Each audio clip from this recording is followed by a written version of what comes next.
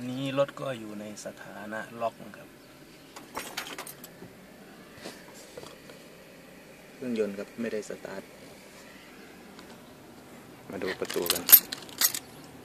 ข้างนอกเปิดไม่ได้นะครับเปิดจากข้างในปกติข้างนอกเปิดไม่ได้นะครับข้างในปกติเปิดได้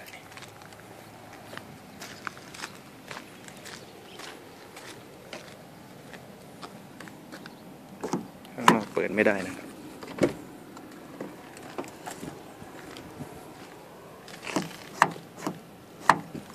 เปิดไม่ได้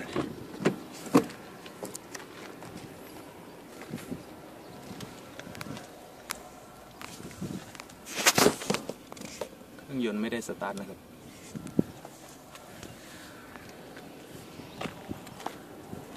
ไม่มีเสียงครับ